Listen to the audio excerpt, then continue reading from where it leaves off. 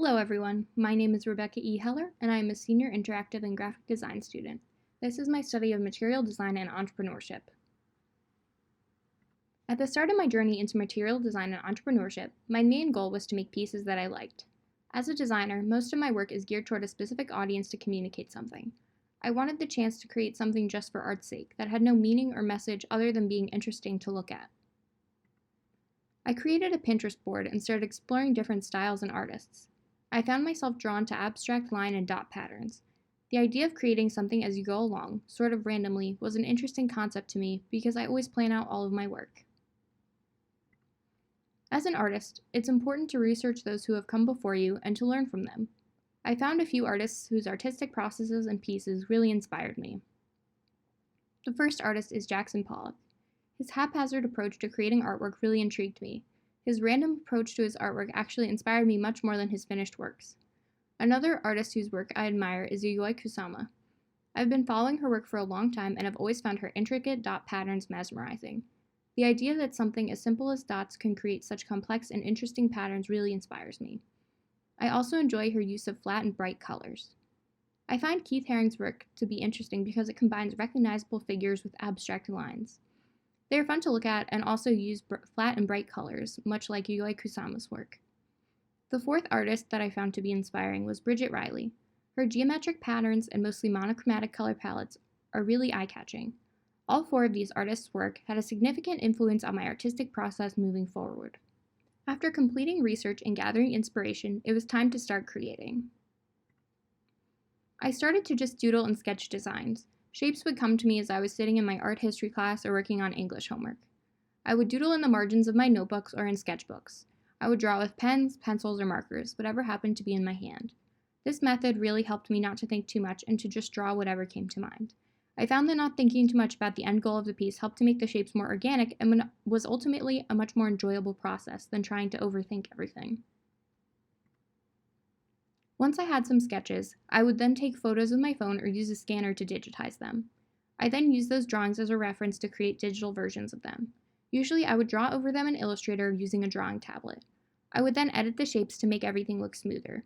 Here you can see the photo I used and how I drew over it. I mostly followed it, but took some liberties to make the shapes flow together better.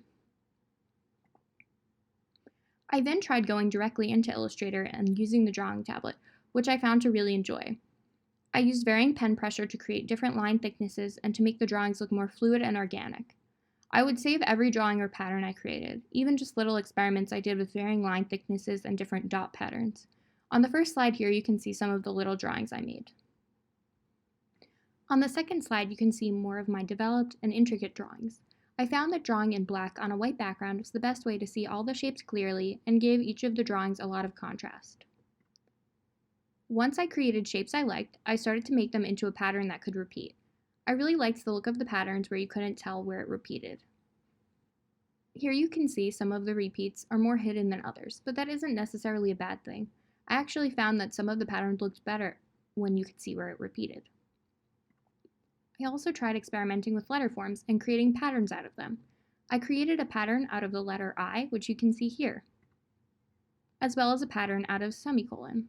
On the left, you can see the steps I did to create the semicolon pattern, and on the right, you can see the pattern.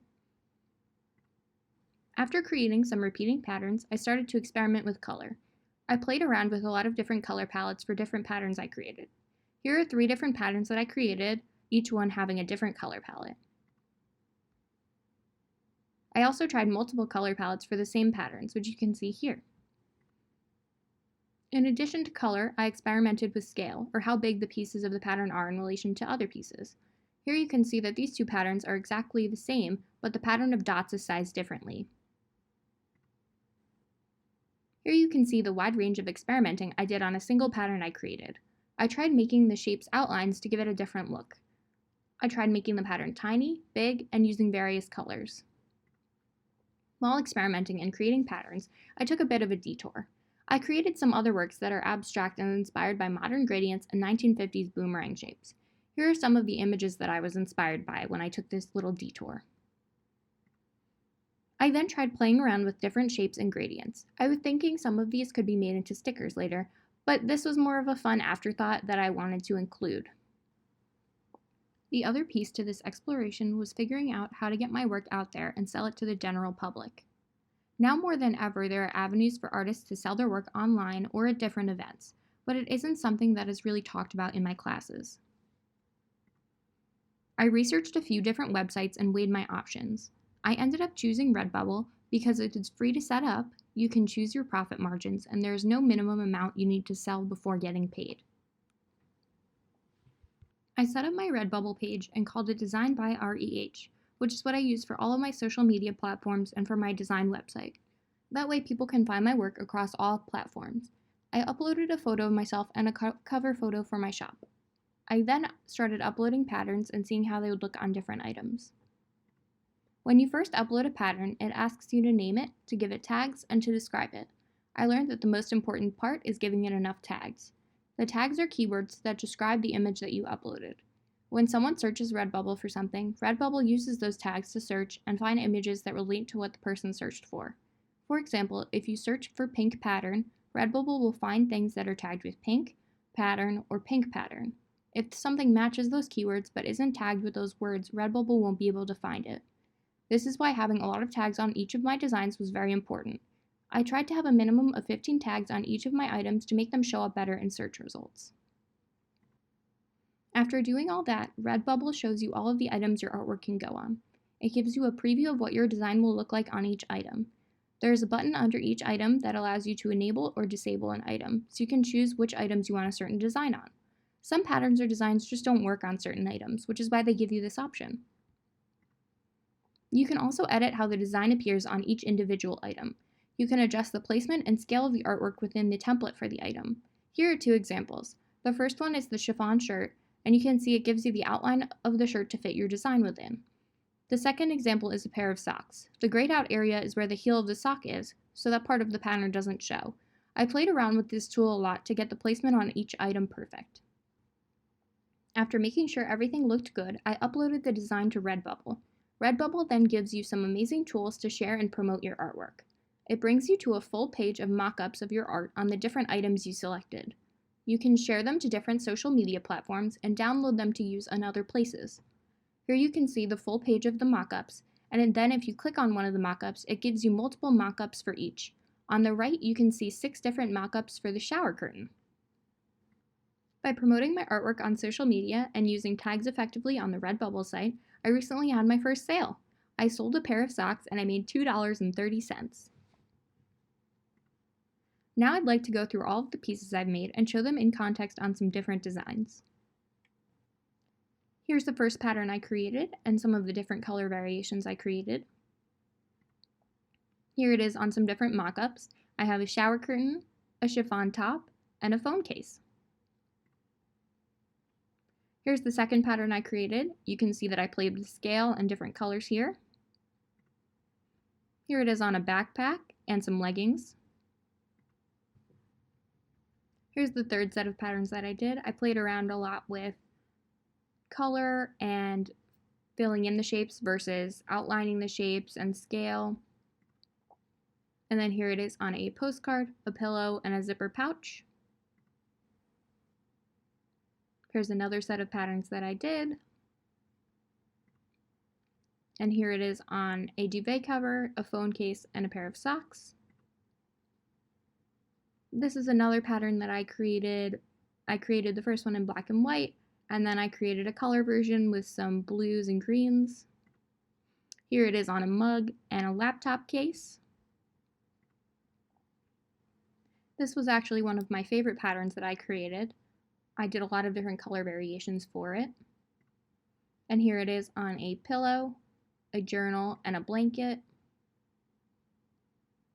This is another pattern I created. The pattern on the left and the pattern on the right are the same pattern with different color variations, and then the one in the middle is a slightly different pattern, but it fit in with the other two. And here they are on some socks, a shirt, and some coasters. This is the semicolon pattern that I created. I played with scale a little bit with this one. And here it is on a dress, a shirt, and a tote bag.